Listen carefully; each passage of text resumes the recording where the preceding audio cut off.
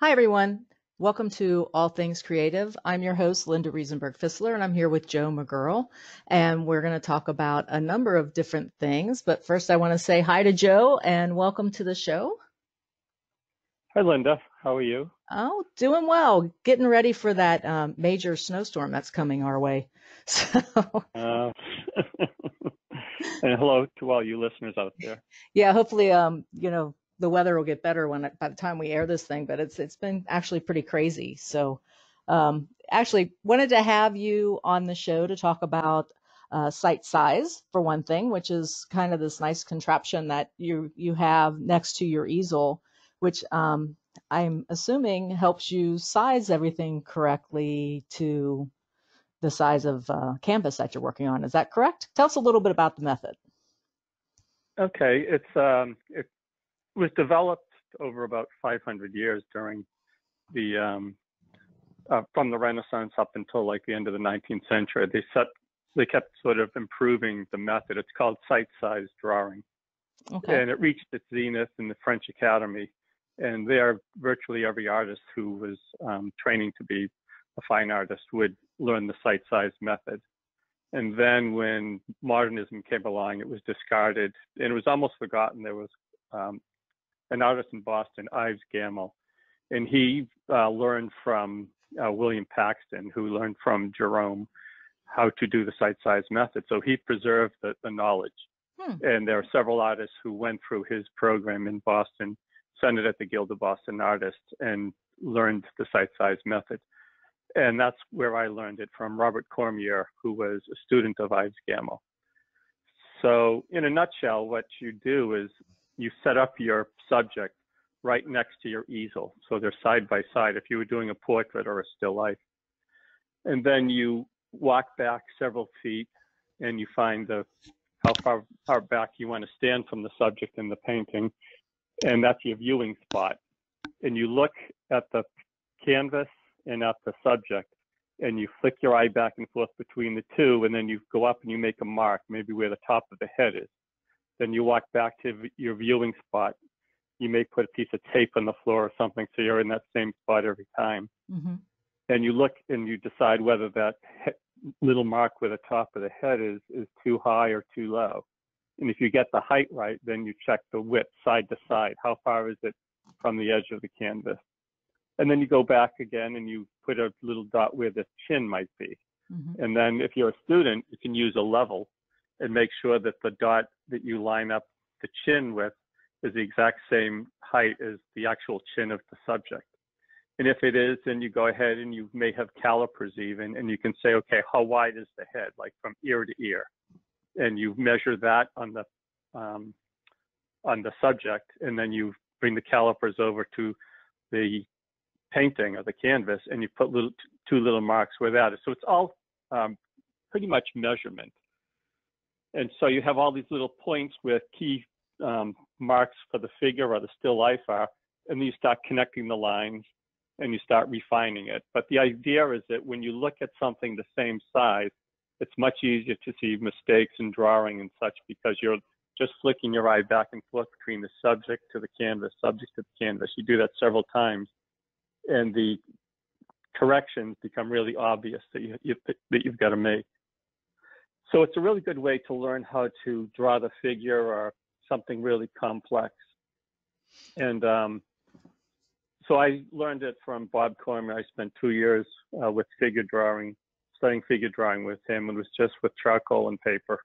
Mm-hmm. And it was a real eye-opener. It really turned my art around because I'd gone to Mass College of Art, and they really weren't into representational art. We were sort of the quaint realists over in the corner. And I never really had a good figure drawing class. And I was always struggling with the figure and with drawing and such too. And I was also sort of under the influence of what they were teaching, which is painting broadly with big expressive brush strokes. And my landscapes weren't very good. And I actually wasn't very happy with the way they looked. I just didn't like my paint. And then one day I said, I'm just not going to do this anymore. I'm going to paint the way I want to paint. But I was having a hard time because I didn't have the skills. Right. And then through an artist friend of mine, Frank Fisler, I learned about Bob Cormier and the Guild of Boston Artists and how they were teaching site size figure drawing. So I went to Bob and I asked if I could sign up for his class, and I did, and it was just really transformative. The idea that you could slow down and be really, really careful with your drawing, getting everything exact, Right. not expressive, because at this stage I didn't have the skills to be expressive. I couldn't draw well enough.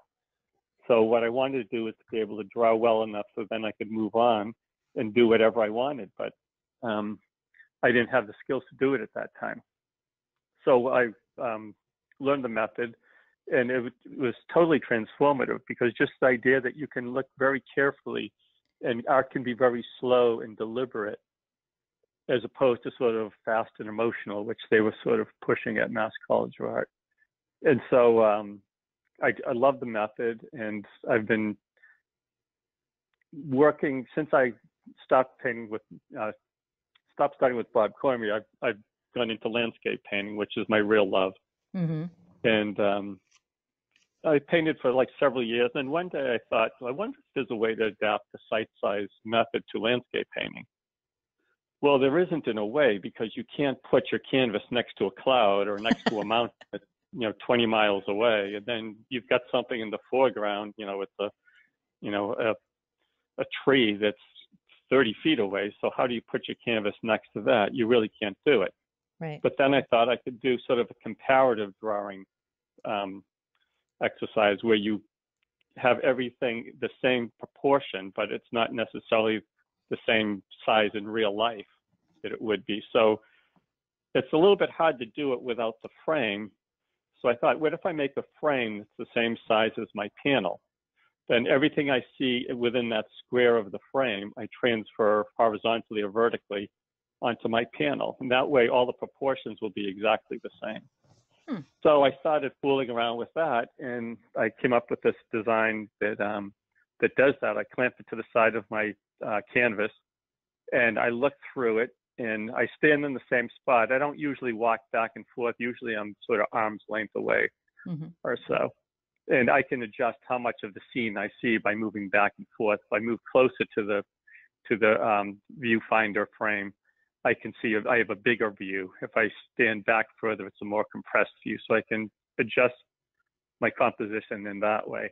And so what I do is everything I see through my viewfinder frame, I transfer horizontally or vertically. It can go either the side or at the top of your canvas onto my canvas. And the great thing about it is, for a plein air painter in particular, it makes things go much, much faster, because you're not fooling around with the drawing. It's much easier to draw quickly and accurately with it. And where time is of the essence, the sun is moving, the clouds are coming in, the wind is coming up, you're painting a moving subject. The faster that you can paint it, the faster, the better it will come out, because you're not trying to erase the light. You're painting a little bit more quickly and more efficiently. And then you can also make adjustments and changes. I often change, a lot of things in my plein air paintings, but at least if I have the drawing down pretty accurately, the changes are deliberate and they're conscious. And I know, okay, this tree doesn't look good in this spot, so I'm going to move it a little bit, or I'm going to change the shape of it. Or change the color. I can make changes. So it doesn't lock you into anything, but it helps you to become more expressive, because you have time to make those changes. And they're thoughtful changes rather than just sloppy drawing change. The other interesting thing that I've discovered about it is, when I look at something, and I notice this happens to a lot of other artists too, when you look at something, it appears bigger. And when you start doing that, things have a hard time fitting onto your canvas. But with the site size viewfinder, you're measuring things, so you don't have that problem. Like if you were painting a building in the distance, our mind automatically makes that bigger. And so if you make it bigger in your painting, then suddenly all the other elements aren't going to fit into the space that you have available. So the viewfinder really helps with that. And it's amazing how big the foreground is. When you put a viewfinder out and you look through it and it's the same size as your panel, we have a really big foreground. And there again, it's because our eyes often focus on the midground or the background. They appear bigger to us. And so we tend to skimp on the foreground. And that kind of boosts up the perspective and the receiving space. aspect of a landscape painting. So it really helps with composition and also getting your drawing pretty much locked in a very quick and efficient manner. And it's also good for portrait and still life painting too, because it helps you paint much more accurately and much quicker. So it works for, you know, indoors and outdoor painting too. And that's kind of it in a nutshell. How and how I know. it works. On my website, there's a page that has diagrams and such, and it shows how it works and how you hook it up and such. One of the things that's important is it takes a little while to get the discipline down to getting back into your looking spot every time when you make corrections of the drawing. Mm-hmm. So you've got to use it maybe, you know, 6 or 7 times before it becomes second nature, that you always just get back into that spot, get your marks lined up, and then you make corrections to the drawing. Some people get sloppy and they don't get back into that same spot. Right. So hang with me a minute. I'm going to go and move to another painting here. So here's your plein air painting. I think this is the one in Colorado, right? With the gold aspens. Yeah. So we'll let folks look at that. But when it's very hard, I know, to talk site size on an audio or even a video like this. Is probably makes a lot more sense if we're standing there in a workshop with you and you're covering this. But I'm just curious, does like rule of thirds still apply with the viewfinder that you have? And I mean, can they work in tandem together, or does it take some of that guesswork of using that away? I think it frees you a little bit, because you don't always have to sort of do things by the rule. You can do them by what just sort of looks good to you. Okay. And sometimes you can, you know, break the rules is always a good thing too. Like the one of the little golden tree up on the hillside, that kind of breaks the rules for what a landscape should be, because the tree is like smack dab in the middle of the panel. Right. And, you know, ordinarily you'd say, well, you know, you should use the golden mean and put it down in the lower right or lower left or upper right or upper left section. But I wanted this to be just a study of a tree, and almost like it was a portrait of a little tree. Right. And with the viewfinder, you can hold it up there and decide, does that look good or does it not look good? Because you're basically seeing the finished painting at the same scale that it's going to be painted at. So in a way, it gives you a lot more options and a little bit of freedom to do things a little bit differently.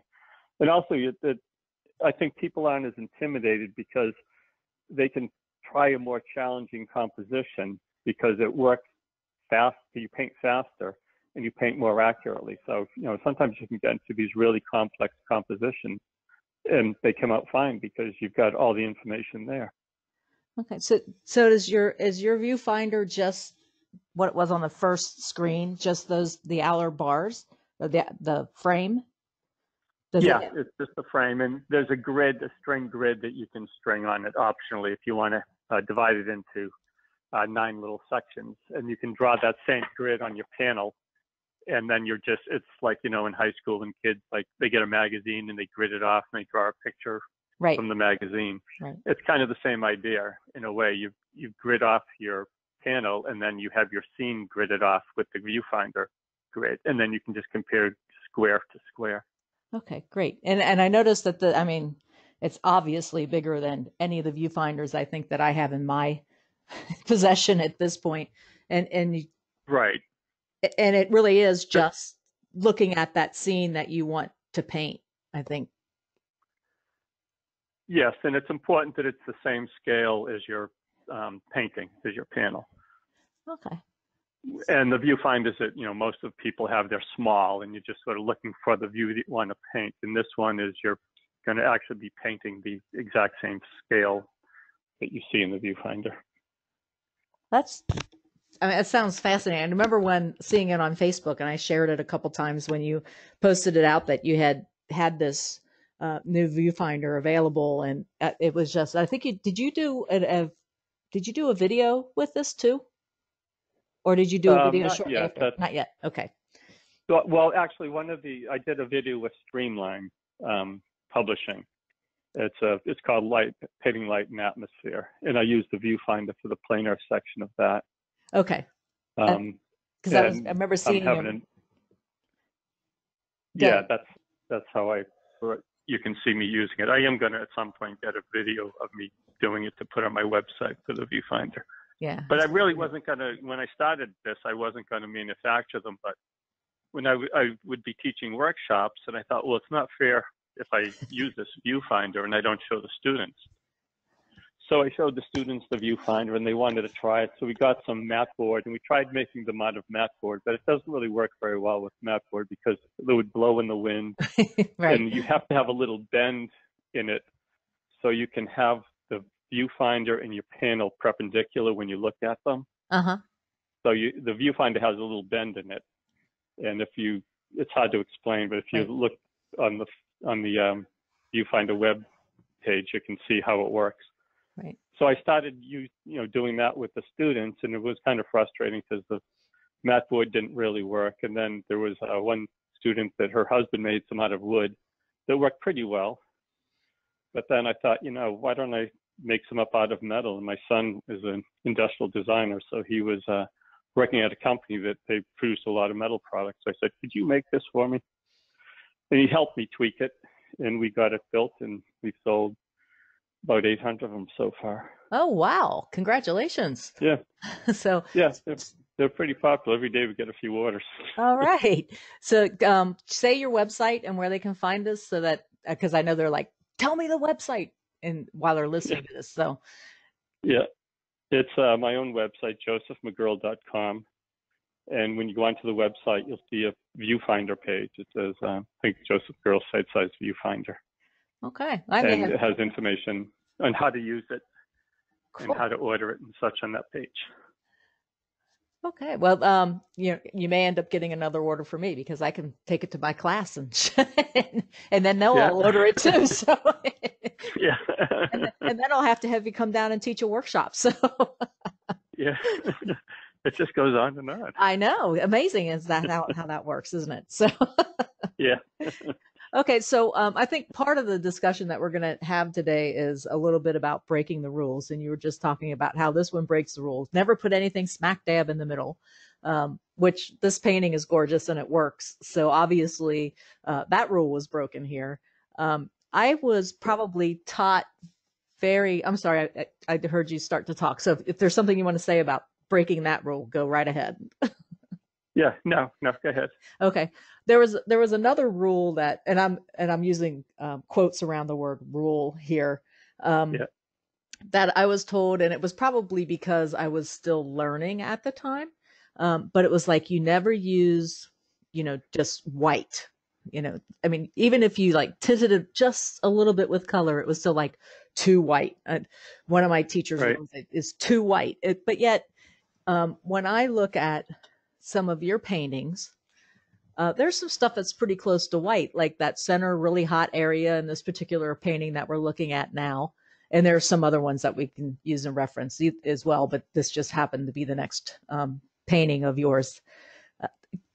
Obviously, you think it's okay, right? Yeah, in small amounts. And it depends on, every painting is different. And if you look at like an Andrew Wyeth watercolor, he'll have huge swaths of white if he's doing a snow scene. Mm-hmm. And it's just the pure white of the paper. So I think rules are great when you're starting out because it helps keep you somewhat in control. But it also lets you know like what the parameters are and then how you can break those parameters and create something a little bit unique and personal and interesting. I think if you follow the rules all the time, your paintings become sort of not all that interesting because you've seen that composition device so many times before. There's an artist, the early 20th century, Edgar Payne, who was a wonderful Southwest artist. Mm-hmm. And he wrote a book, The Composition of Outdoor Painting. Yep, read and it. He has all these different devices for compositions, and they're wonderful devices for compositions. But now I see like artists who use them over and over again, and it's like, oh, that's the Steelyard one, or he has like all these different names for them. Right. That's the free spot. And so it becomes kind of a crutch and a device. So I think it's good to learn the rules and, definitely look at Edgar Payne's book, but then try new ways to sort of break those rules. And come up with your own little compositional devices. Nature gives you so many opportunities to do that. Right. It's always, different shapes and different proportions and such. So, and every now and then, then sometimes you do fall back in the rules. You say, well, this three-spot really works really well here. Mm-hmm. And that's fine. Yeah. But it's nice to, explore other things. And there's one painting I did, it's called Singularity. And it's just a big rock, and it almost fills the whole canvas. Just a little sliver of sky and water around it. And I really like the composition, but it totally breaks all the rules. It's even more central than that little, the one of the tree. Right. Because it's, it's very massive, and it's just this sort of big monolithic blob in the middle of the painting. Yeah.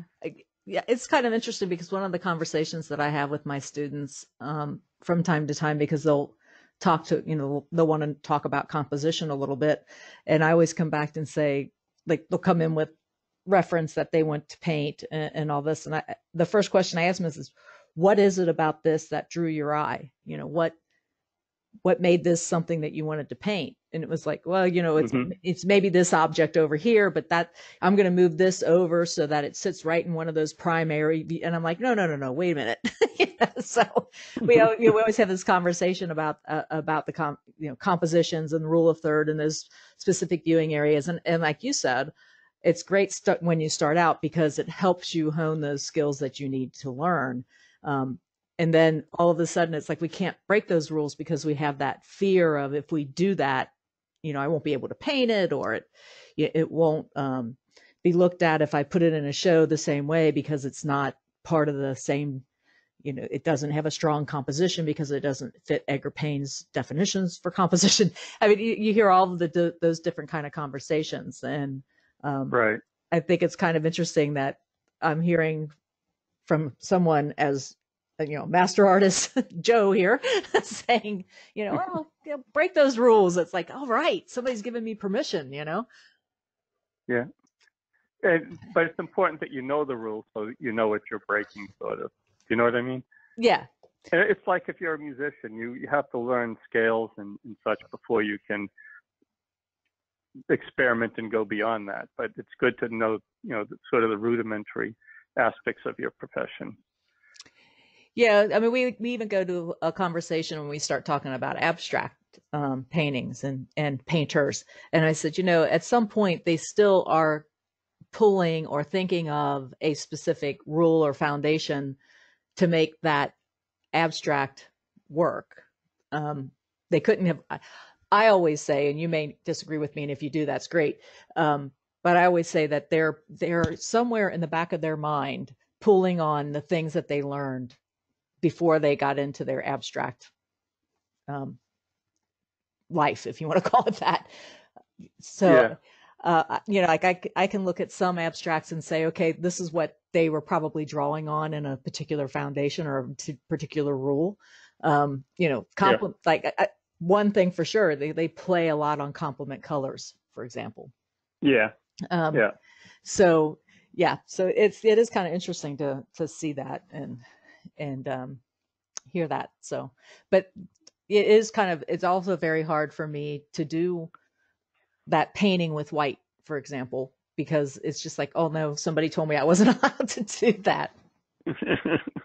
Well, when I was in college, they said, never use black. Oh. And then for years, I was mixing black the hard way with burnt umber and ultramarine blue. And then one day I realized Sargent used black, Monet used black, all these artists used black. So the idea is you can use black as long as you use it intelligently. And the same thing goes for white. I think what they're afraid of is that if you use white to lighten everything and then don't adjust the saturation of the color, it tends to look pasty. Right. And if you use black to darken everything, it tends to look sort of charcoaly and gray. But they're great colors to use to modify different colors. And there's a lot of places where I'll use pure black or pure white in my paintings in small parts, because if you, generally speaking, there again, this is a rule that can obviously be broken. But if you use too much of them, like too much white, you're going to lose a lot of power. Right. Or too much black, so I tend to use them in small amounts, but I definitely a lot of my paintings have a little bit of white and a little bit of black in them because I'm trying to exploit the range of value that we have available to us, because a landscape painting doesn't have nearly the range of value that nature has, because we don't have any paint that's as bright as sunlight, and we don't have any paint that's as dark as a dark shadow under a tree or something. Mm-hmm. So we're always trying to expand our range, and by using a little bit of white or near white and a little bit of black, it gives me the whole range from, you know, the lightest to the darkest value that I have available. Yeah, and I guess that takes me to a question of, we have millions of colors, but we have a limited range of value. So we always tend to try to choose a color change probably over a value change because of that. Is that right? They sort of have to work hand in hand. Yeah. Because because we don't, as I was saying, we don't have the range. There are some artists that they use a limited value range, and they have a philosophy on why that works, and that's fine. But I don't agree with that for my own work, because I'm trying to recreate the sensation I have being out of doors rather than creating sort of a painting that was painted indoors. So in order for me to recreate that sensation, I have to push the values and the colors as strong as I can, but still keep them within sort of the realm of possibility. So I don't get, you know, totally outlandish colors. I want them to look natural, and I'm struggling to get that natural look with, you know, pigment that's no brighter than the white paint you have in your walls, or, you know, the dark paint you have on your furniture. So you're not one that'll stand there and say, oh, I'm going to limit myself to 4 values and then try to stay into that. If you see a shift in value, you put it in with the appropriate color. Is that what you're? Yes. Okay. Yeah. Yep. And there are beautiful paintings made with, you know, these limited value range paintings. Mm-hmm. But that's not what I'm about. I'm doing something different. And that's what's great about the art world. Everyone's doing something different. Right. And I always say that, you know, it's good that artists disagree, because if we all agreed, it would be pretty monotonous out there. Right. So I like it when artists disagree with me and say, well, that's not the way I do it, you know. And I said, well, great, you know, and your paintings look wonderful the way you do it.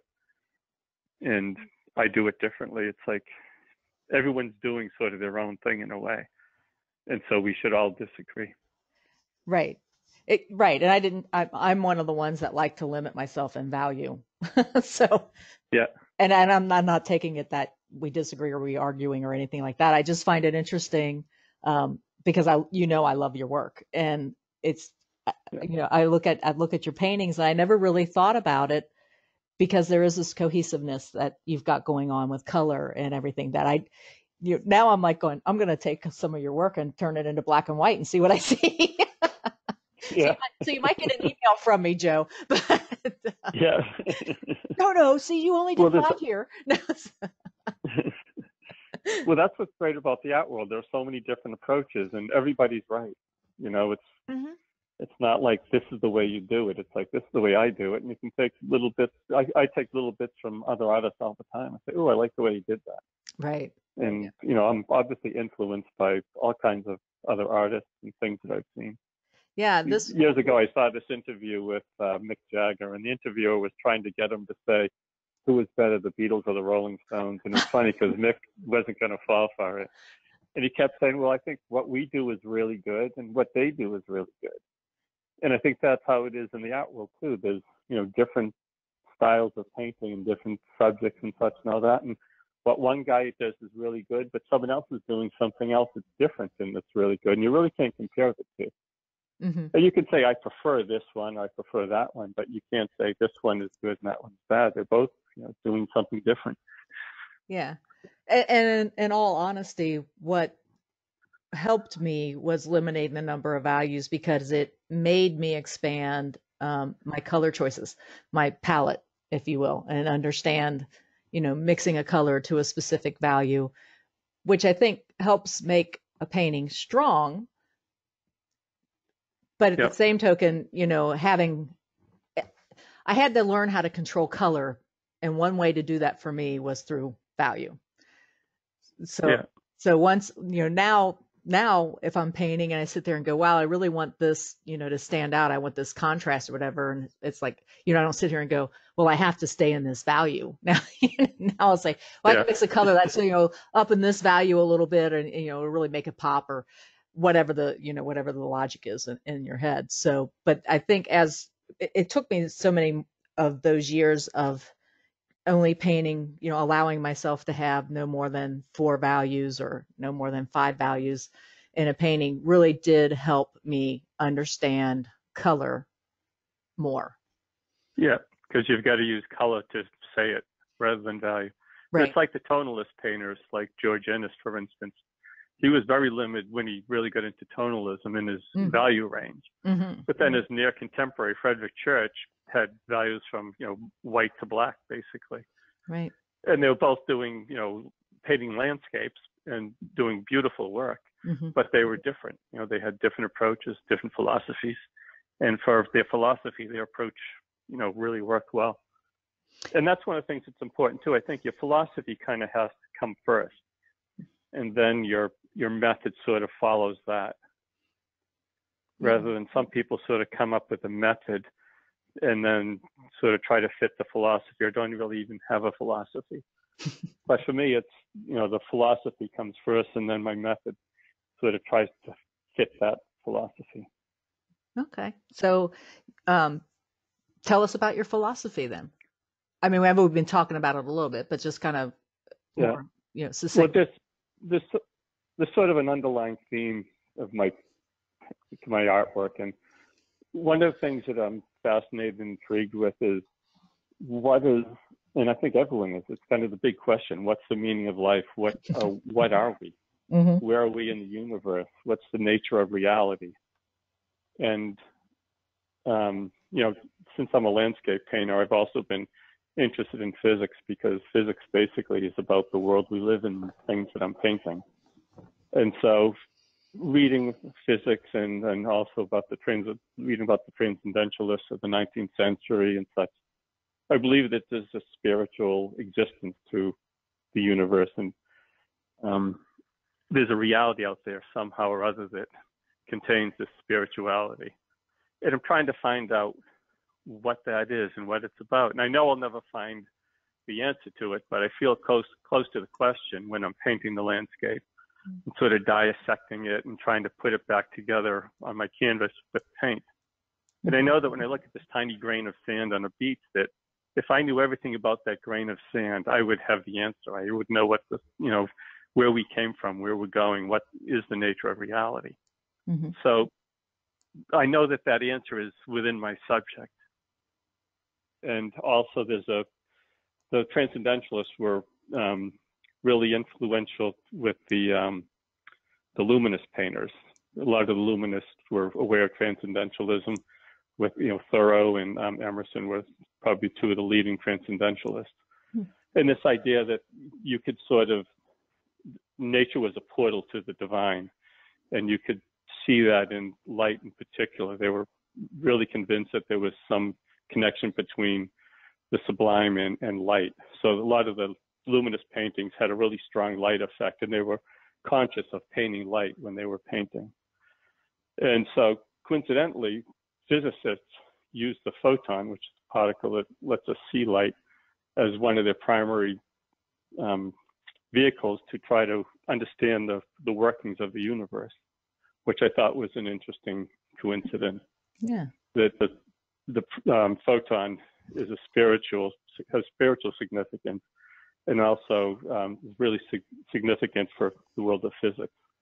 And so a lot of my paintings have a strong emphasis on light. Right. Different lighting scenarios and the effects of sunlight, and they're really paintings of light. And the landscape is the vehicle that I use to explore that. Yeah. And so that sort of underlying philosophy leads me to my methods. And as I was saying, one of the methods, for instance, is using a full range of values, because I'm trying to get things to look like they're illuminated with light and get that focus on light. And I also have varying textures in my paintings. It's hard to see when you see them on a computer screen, or reproduce, but in real life, there's quite a bit of texture. And there's a variety of texture. Some parts are very smooth, some parts are very rough, because I'm painting these different elements. And if I'm painting a scene that has sky, land, and water, well, I'm thinking that the sky is nothing but gas and dust and photons streaming through it. So there's no real texture or substance to that. And then if I'm painting, say, a beach is like rocks and gravelly sections or whatever. And so I want to have some texture there. And then if I'm painting the water might have a different texture than the beach. It may be sort of a horizontal striated texture that replicates all the little ripples in the water. Right. So, my technique is really the result of the philosophy that I have underlying my paintings. You have and I don't worry about, go ahead. I was just saying, you have this great sense of being an adventurer, or I just remember when I took the workshop from you down in Art of the Carolinas, and you were showing us all of the different tools that you use, and it's like used a turkey baster, you found another like roll of faux, like a faux finish roller or something.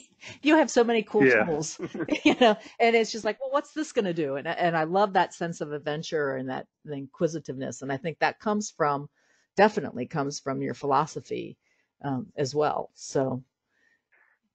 Right. And when I was in college, I remember, the teachers would make these pronouncements every now and then. And one of them was that you must maintain the integrity of the brushstroke. And so for a while after college, I was doing that because I thought that's what you should do. And then one day I said, the heck with that. And I started using all kinds of different tools and such to manipulate the paint and apply it to the surface. Yeah. And I have this a baster, which is just kind of a plastic rubber brush with if you envision a paintbrush, but the bristles are all rubber. Mm-hmm. That works really well for doing one type of texture. And I have these rollers that you use for decorative painting that makes a different type of texture. I use squeegees. I put sand in my paintings. I use a lot of acrylic emulsions with like glass beads and molding paste and things like that. So I do a lot with texture in my paintings. Yeah. And as I said, I like to have the different elements have different textures because they're so different. For me, for my type of work, it doesn't seem natural that I would paint water in the same way that I would paint a rock. Mm-hmm. But I mean, there's some artists that they love to leave their brush mark there, and so you can see the brush stroke, and that works great for them. Mm-hmm. And I really admire, those paintings too. Yeah, and as long as it's well done, I love the painting. It's not, I'm not like a dogmatic about how paintings should be made. No, you're not. Because I'm always surprised when I see paintings that it's like, oh, that's so cool how he did that. Yeah. And a lot of times I'll incorporate that into my work. Mm-hmm. Yeah, and I can vouch for anybody that is looking at Joe's paintings on the computer screen. While he has wonderful light, and by the way, the one that we're looking at right now, I mean, to me, it's just like Edgar Payne. I can see Edgar Payne's influence in this one, and I mean that as a really huge compliment, Joe. So, because I like his work as well. But yeah, I mean, I've seen some of Joe's work in person, and it's very textural. They're gorgeous. So if you have a chance to go see Joe's work, please do, because you'll be actually very surprised at how much texture there is in there. Because I think when I was at Art of the Carolinas and I walked in and was looking at some of the work that you had there, I think he even said that to you, was that I didn't expect to see as much texture as I saw. But yeah, so it's gorgeous. Do you want to tell us about this painting in front of us? So I can't see on my screen which one it is. Oh, okay. I think it might have different, but you can just tell me which one. It's the ones that looks like you're probably in Monument Valley. It's okay. And it has a little warrior down in the bottom. Yeah, and there's a little runner coming up the path. That's it was called Born to Run, and I painted it for the Quest for the West show, that's the annual art exhibition and sale that we have at the Idle-Georg Museum in Indianapolis, which is a fantastic museum. Hmm. If anyone's in Indianapolis, they should check out the Idle-Georg Museum. But anyway, it's the Museum of the American Indian in the West. So the show, focuses on paintings of the West. And I thought, we see all these paintings of Indians in blankets and such after the white man came, but I thought they existed for, a long time before. And what was it like before then? Mm-hmm. And I'd read this book called Born to Run, which is about the tribe of Indians in northern Mexico who are natural runners, and they run it with these huarache sandals and such. And it was a pretty intriguing book. And so I thought one day, maybe we'll do a painting of the Southwest before, the Europeans came. And so then I thought, well, I got to get some type of motif, and I thought, it'd be similar to northern Mexico maybe. And so I came up with this composition. I had a painting of a cloud, and I used that cloud in the painting. And so the idea was that there's a runner, and he's going maybe from one camp to another, or maybe carrying a message or something. And it's just a very simple painting with not a lot of sort of historical meaning, but I just wanted to explore that subject and that theme and sort of the idea of, before the Europeans, what was it like in America? Yeah, and it was kind of fun working with the warm colors of the landscape and the cool colors of the clouds. I painted in Arizona a few times and the Southwest, and it's just beautiful landscape down there. Yeah. And I guess I have to, I'm sorry, Joe, go ahead. Oh, no, go ahead. No, you go. I was just going to say that I need to remind everybody who's listening that Joe does not use photo reference. He uses his studies. No. So Joe, that's one thing that Joe will probably never use, right? You just won't use photo reference, right? Because you have all your wonderful studies naturally, but. Yeah, and I don't need them, and they don't do anything for me. I remember in college, everyone was painting from photographs, and I usually didn't. And I remember doing a painting of a boat from a photograph, and I finished it, and it looked like the boat, but it was just so uninspiring. It was like, this is just, it wasn't fun. And ever since I was a kid, I always used to make things up. And like the Born to Run painting is 99% made up. And when I was in high school, I went to the Museum of Fine Arts on Saturdays for art classes.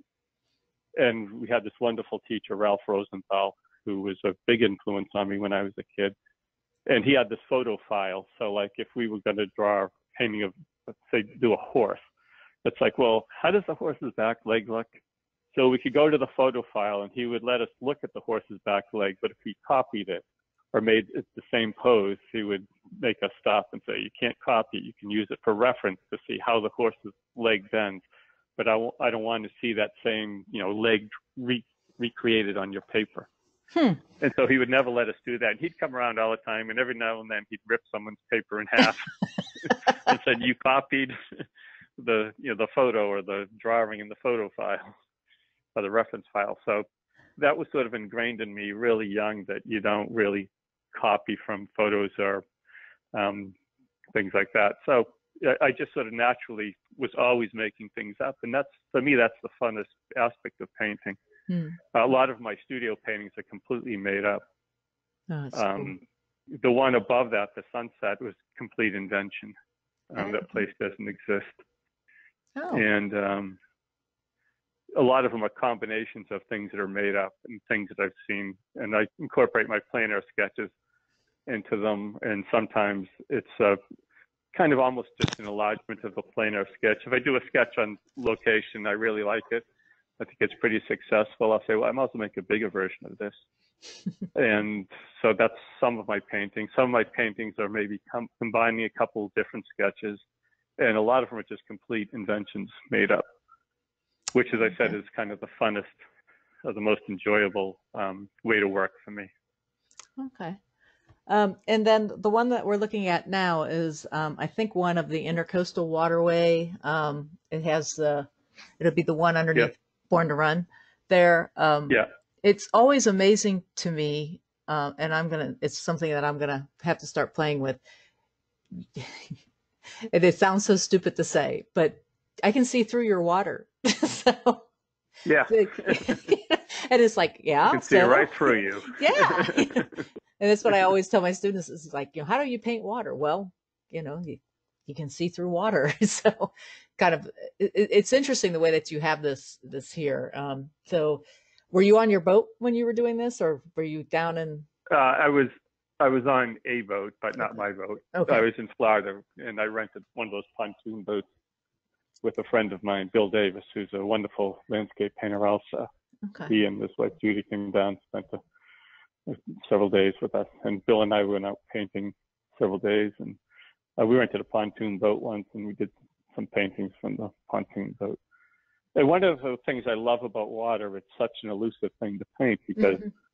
it has all these contradictory qualities. It's reflective, but it's also transparent. Hmm. And it's heavy, it has weight and mass, but it's also, obviously really malleable. You can splash around and push it around. It can be deep and it can be shallow. It can be perfectly still or it can be really rough. It has just all these different qualities. It's really fascinating to me. Hmm. But one of the most Gorgeous. intriguing, I think, is the sort of the tension between the reflective qualities and the transparent qualities of it. And this painting exploits the both of them. It goes from the reflective qualities in the distance, and as you look, the water comes closer to you, and you're looking more down into it, it becomes more transparent. So I was Hmm. really intrigued with that little phenomenon.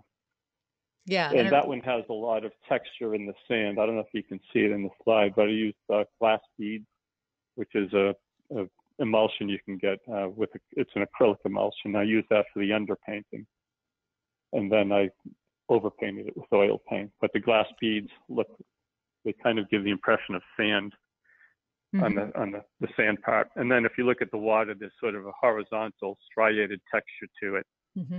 which replicates the little ripples. And the sky is painted quite smoothly. So it's, Hmm. as I was saying earlier, that I have these different elements, and they're all painted differently because they're so different in the physicality that Yeah. not only do I think they should look different, but their texture should be different too. They should be different. Their tactile quality should be different. Right. And then this is part of you're talking about on Facebook, doing kind of an intercoastal waterways project, right? Yes, and I guess I'm into projects lately because I've got one that's called the Boston Harbor Islands Project, and that's exploring. There's 32 islands in Boston Harbor, and I grew up along the shore of Boston Harbor. And I was a kid, we'd spend all summer long out in the islands exploring and hiking and swimming and camping and all that kind of stuff. And then I moved away, but I always sort of would go back every now and then and do some paintings out at the islands. And a couple of years ago, I thought I'm going to make a little project of this because it's so fascinating to me. They're all different. The islands, some have rocky beaches, some have sandy beaches, some have big sort of rocky cliffs. Others have marshes and gravel beaches, and some of them are fairly cleared, and some of them are all overgrown. A lot of them have forts and fortifications and buildings Hmm. from the 19th and 20th centuries. And there's all kinds of things that float up on the islands. There's driftwood all over the place, and buoys and lobster traps and old car engines and bleach bottles and everything you can imagine has been washed up along the rack line. So it's really a fascinating place to paint. And I've been going out there for the last couple of years and doing a lot of plein air sketches on the islands and then bringing them home and making larger paintings, studio paintings out of them. Hmm.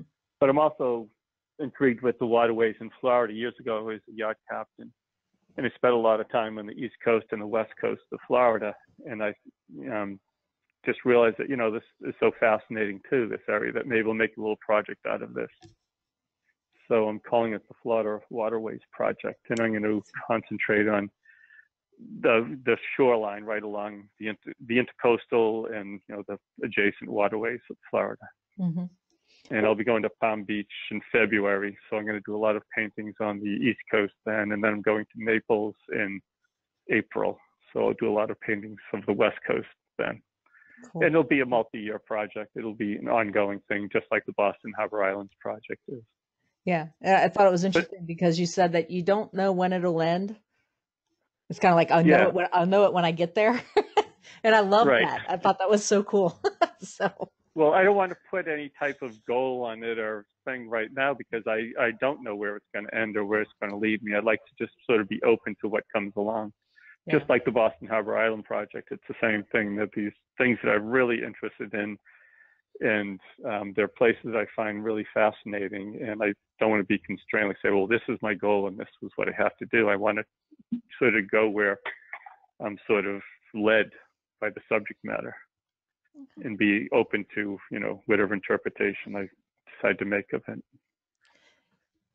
So we're looking at the one down below that now, Joe, on the screen. But can you just Okay, I can't see them below the okay? Florida one. Okay, Is so there a way that you can scroll them? hold on a second. Let me see if I can back out of here and see if I have a. Maybe I'm sharing the. Okay, yeah, I get it now. Okay, this is the one that I'll do it from So here. the Yeah, this is the one is cliff. a big, yeah, Can you see that one now? yep, yep. Okay. All right. So I guess I'm looking at this. I'm hearing you talk. We talked about. I know I can't possibly nail you down on every particular tool that you use, but how do you start your paintings? And I don't mean, well, I go out and I do this study, and then I go back to my studio and do this. I mean, I really physically, what's like the thing that you do? Because like Yeah. I usually start with a value study, and then I build upon that with color and all that. So, and I know that you don't do that. I'm like pretty sure you don't do that. No, actually, I do. Oh, do you? Okay. Not a study. Well, not a value study like a separate work, but the first step that I would do is a black and white using acrylic gesso underpainting. So I have my composition locked in because the black and white is just basically a value study, Right. and that determines your composition. And I use gesso because it's a good base to put the oil painting on top of it. So it's just a black and white value study with the underpainting. And I'll spend, considerable time looking at it and making adjustments because it's easy to do it when you're just dealing with black and white gesso. And also where it's just black and white, I'm not worried about matching colors. So if I want to change something, it's easy for me to just make the change and say, does that look better or not? And if it doesn't, I can change it back or change it again. So it doesn't, sometimes if you've got the color, I got all the color mixed up and it's just right, and I don't want to have to go back. And so subconsciously, you're a little bit resistant to change. Mm-hmm. But if I don't have a lot of time invested and it's easy for me to make a change, then I'll tend to make changes. And the changes that I make usually are a really big improvement over what I had previously. Okay. So the first thing I will do is this black and white or value, shades of gray too, a value study Okay. on the actual canvas or panel. Okay. And then if I'm using texture, I'll get some of the acrylic emulsion, or maybe just gesso, or it might be modeling paste, or they have all kinds of different additives that I've tried. And I'll put the appropriate texture in the different areas of the painting where I want the different textures. And that may take a little bit of manipulating and fooling around with the surface to get it to be just the way I want it. And once I've got that locked in, then I'll go in and start painting with the oil colors, working thinly and kind of loosely in the beginning stages, and then tightening it up as I move along. And there again, if I work sort of loosely without a lot of worrying about rendering things at this stage, I'm more likely to make changes to improve the painting. Mm-hmm. And then as the painting goes along, I'll use different techniques for putting on the paint. Palette, and I use a lot of palette knife and squeegees, different kinds of brushes. I've got these brushes where I've given the ends of the brush a real ragged haircut kind of, and that works really well for painting like natural forms like bushes and trees and Mm-hmm. rocks and things like that. And then I'll use a lot of glazes also. Oftentimes putting on a glaze and then wiping it off to enhance the texture. and a lot of thick paint applied on top of that. So there's a lot of variety in the surface and in the tactile quality of the paint, because I want the paint to be interesting in its own right too. I don't want it just to describe, like in this painting, it's describing a rocky face with bright sunlight on it. But if you look at the painting in real life, there's a lot of texture on those rocks. So the paint itself is interesting too, rather than painting it smoothly and not having a lot of interest in the paint surface. I really want to exploit the qualities of paint. You know, it can be thick, it can be thin, it can be glazed, it can be textured. So there's a lot of manipulation, and I really enjoy it. When I was a kid, my dad was an artist. He did decorative painting mostly, but we'd use all these crazy tools to get different effects that he wanted to get. He did a lot. He's kind of a jack of all trades. He did anything with paint. He would accept the challenge if it was a paying job. Yeah. And so, you know, we used to do a lot of marbleizing, and we used seagull feathers. We'd go down the beach and collect the seagull feathers, and he would use it to create the veins in the marble if we were trying to make, say, a Carrera marble effect. And so I've adapted that, and I use it if I'm doing like cirrus clouds in the sky. It works really well for replicating the look of cirrus clouds because they have that sort of marbly look to them. Yeah. So I use a lot of different tools, as I was saying before, in my paintings. Right. But it just makes the paint interesting. It sort of is a sort of an abstract quality. If you just want to look at the paint surface, it makes it more interesting, I think. And you're working wet into wet from start to end? Or a little of everything. There again, some parts are wet into wet, some parts are dry. You know, if I'm putting on a glaze, the underpainting has to be really dry. But sometimes I want to like drag a brush across a dry surface, so it just sort of picks up little drips and drabs of paint rather than painting the whole thing solid. So, you know, that'll be dry. So it's there again, there's a lot of variety in the way I apply the paint, sometimes wet and wet, sometimes dry. And I do a lot of, once the paint is on, I do a lot of scratching back into it and chipping, and you know, I keep manipulating the paint further until I get that effect that I want. Okay, so is the process that you just described, is that more your studio process? Yes. Okay. Yeah, it's different in the field because in the field I'm working wet and wet. Right. So there's not all that much opportunity to, you know, do a lot of different techniques in the field. But I paint fairly thickly in the field. I use this underpainting white that's made by Winsor & Newton, and it sets up really quickly, so I can get a lot of detail. And I can also really quickly in the field because the paint gets so stiff that you can keep painting without having, you know, sometimes if your paint's too wet in the field, you just can't do anything with it. Everything's wet and sloppy. But the underpainting white gets really stiff quickly, so I can keep layering on top of it without getting that really sloppy, wet paint surface quality. Right.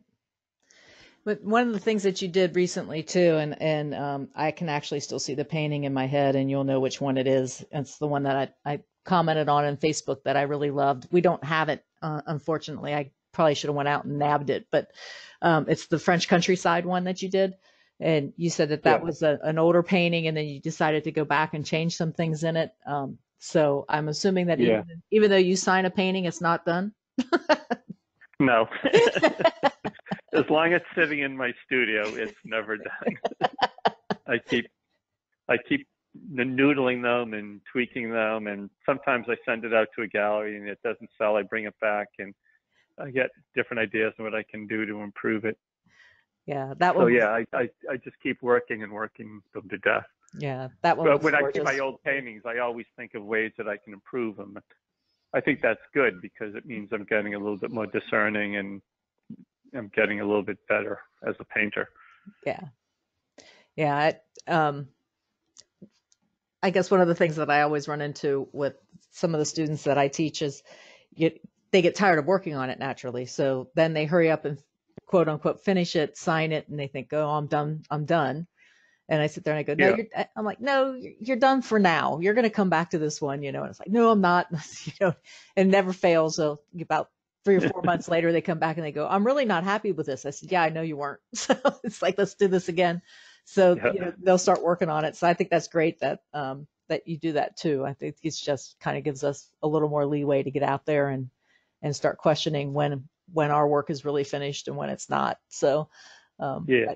I Yeah. wanted to state that as well. So this is a pretty little painting as well.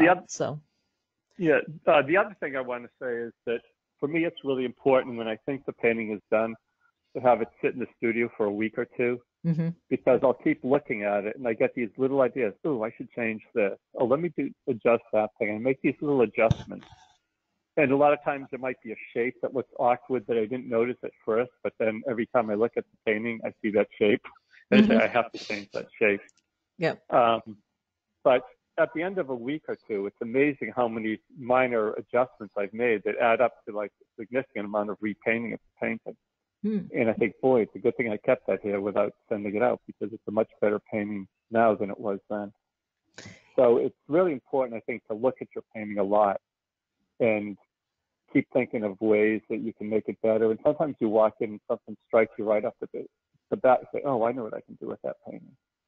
And then you make all these little improvements. Mm-hmm. And so the longer the painting sits in my studio, I mean, I guess in a way, I would probably never finish a painting. It would sit if I had a painting sitting in my studio forever, I would keep noodling it and changing it. And I think one of the things is that I don't mind doing that, because it's telling me that I'm also getting, better.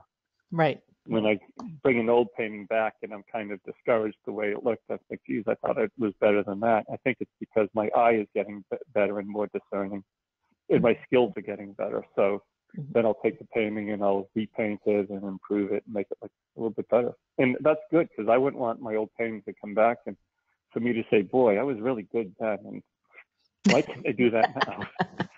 I always want to say, oh, I know I'm better now, and I can, make that into a better painting since I got it back. Yeah, naturally when you're at the beginning of your process, you're just learning, you're painting those miles of canvas. I ended up putting a knife through a number of those and just throwing them out, but those weren't rescue. There was no improving particular ones. So there's you still, even at this stage, you're hopefully pushing yourself and making yourself think of maybe doing something a little bit different, or taking something a little bit further. Yeah. So always should be thinking about doing that. So yeah, definitely. Yeah. So we're getting close to chatting for about an hour, and I wanted you to talk a little bit about, you are going to be at the Plein Air convention. Is that correct? Yes, I'll be doing a pre-convention workshop, which will be, I think, a lot of fun. It's a day-long program, and I'll be showing a lot of my techniques and demonstrating how I approach a painting, the different tools that I use. I'll show the site-size viewfinder and how I use that, and how it works, and different ways of creating texture. And I'll talk about composition, color, lighting, where light is really important for me, and I think it's important for most landscape painters. They'll spend a lot of time on how to create the effect of sunlight on different objects. And I've been painting landscapes outside since I was a kid, really, but pretty seriously since I was about 19, I think, is when I got my first official outdoor painting kit. Wow. And so I've learned a lot over the years. It's like 40 years that I've been, 41 years I've been painting outside. So there's a lot I've picked up over the years that make the process go much more quickly, with better results, and easier to, drag all your stuff out there and get a half-decent painting done. Yeah. So I'll be talking about that, things I've done that make it much easier and more successful for the artist. So, and that's a pre-convention workshop. So that's before the actual convention. The day before the convention starts. Okay. We go from, I think, like 9 to 6 at night. So it'll be a long day. Okay.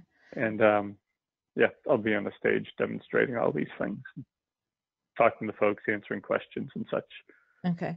And then you'll be on stage actually at the convention demoing, or? Yes. Okay. Yes. Then later in the week, I'll do a stage demo for, I think that's only an hour and a half. So it'll be kind of an abbreviated version of what I'm going to be talking about. I may I may probably do things differently because I don't want to give a repeat for the things that people that did the pre-convention saw.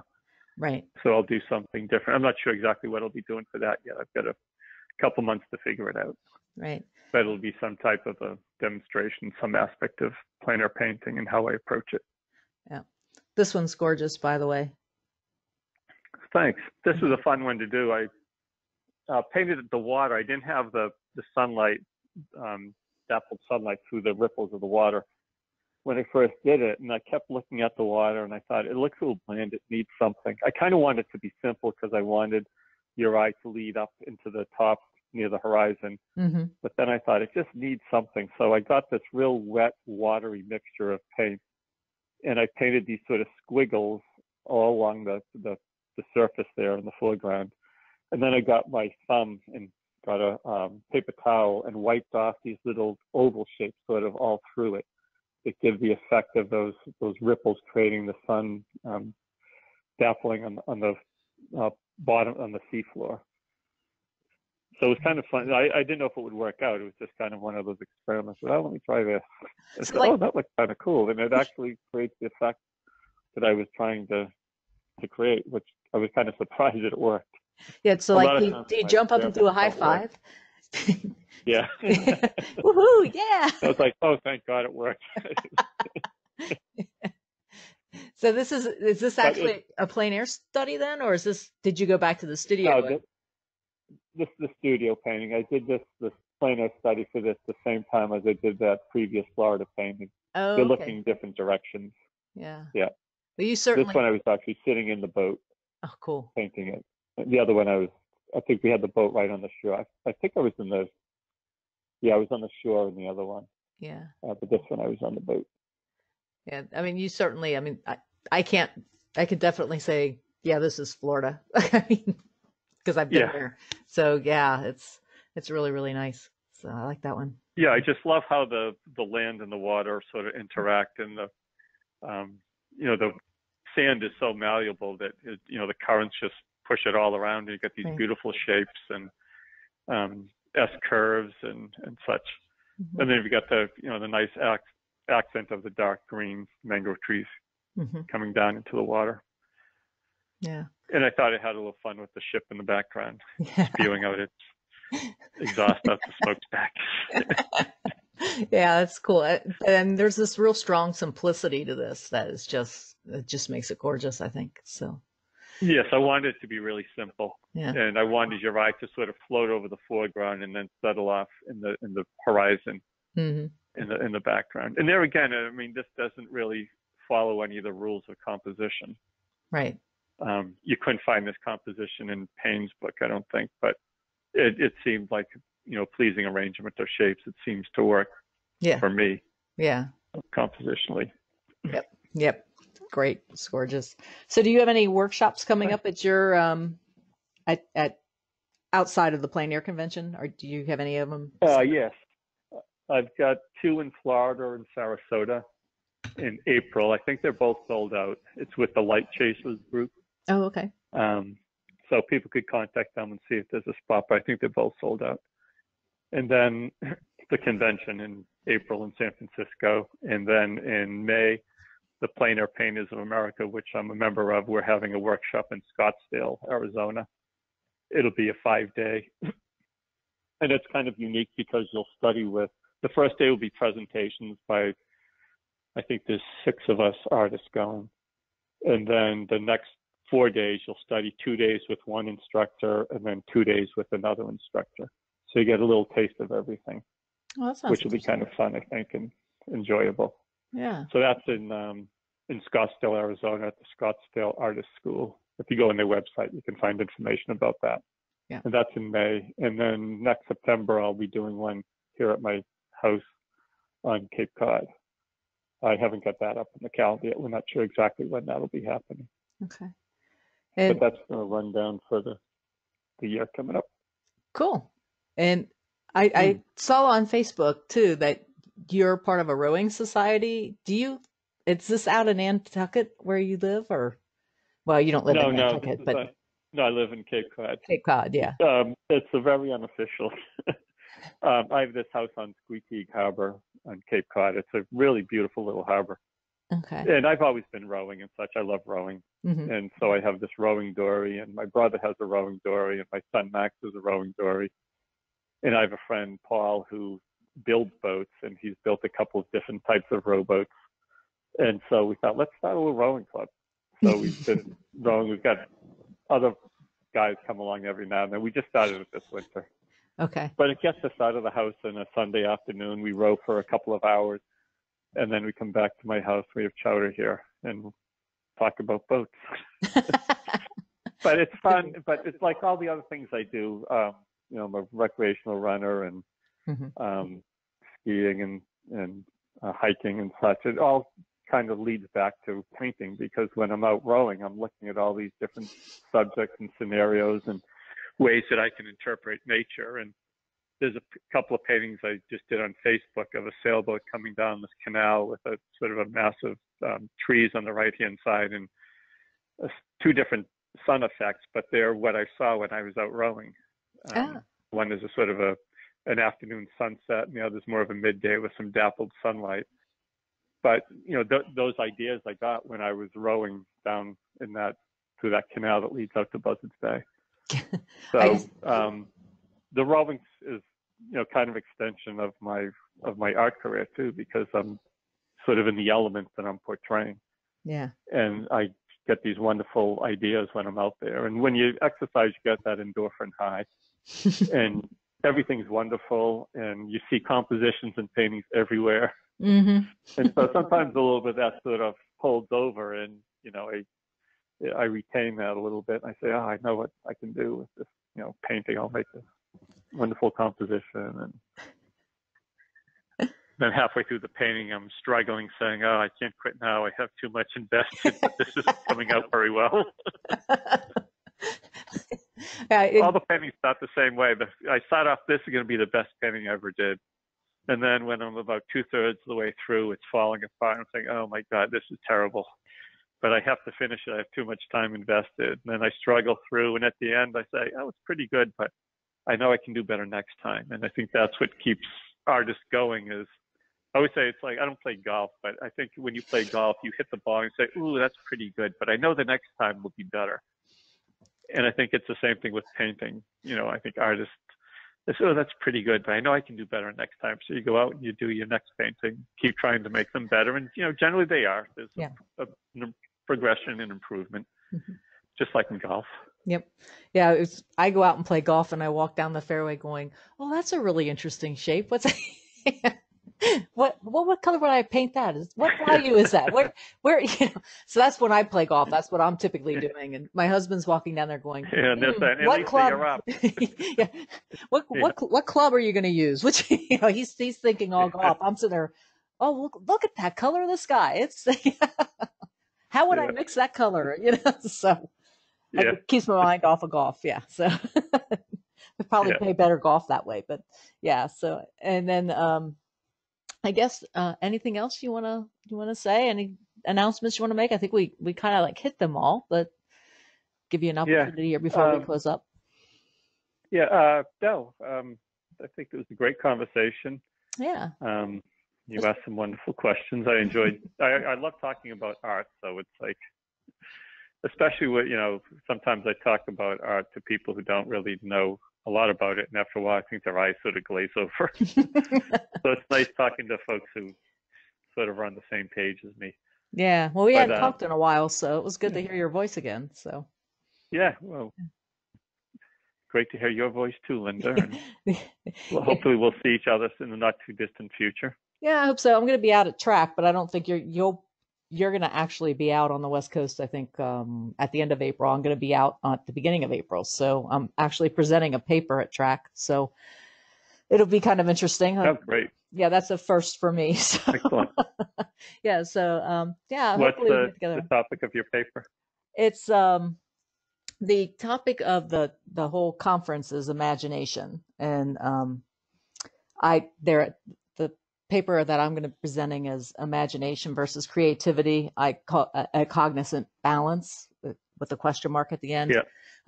You know, can you do one without the other? What, you know, that kind of, creativity is kind of the process of bringing our imagination into the physical state, that kind of conversation. I've got a pretty good idea where where I want the paper to go. Certainly don't want to answer the question because I think just some of the different art references that I'm going to be using in it. Some people are wonderful working more in their imaginary side, and other people need more process. So I don't think there's a correct answer for anybody. But so just kind of exploring that a little bit. So it'll be interesting. Cool. Yeah, that sounds interesting. Yeah. So thank you, Joe, so much for spending time with us and sharing some of your wonderful artwork with us. It's like I said, it's always a treasure to see. And I always, I get the images and I sit there and look and go, man, I really like to see this one in person. So it's someday soon, maybe, if I ever make it up to Cape Cod, I'll stop in and see you. So. Okay, that sounds great. And thank you for asking me to join you in the conversation. Always. It was wonderful. And thank you, all you listeners out there, for listening to us for this past hour or so. Yeah, it's great to have everyone aboard, and hope that you will all refer your friends to listening to if you've got a lot of good information out of this, because I think Joe shares a lot of great information every time we talk to him. So I appreciate it, Joe. Thank you so much. And thanks, everyone, for tuning in, and we'll catch you next time. Thanks. Bye. Bye-bye.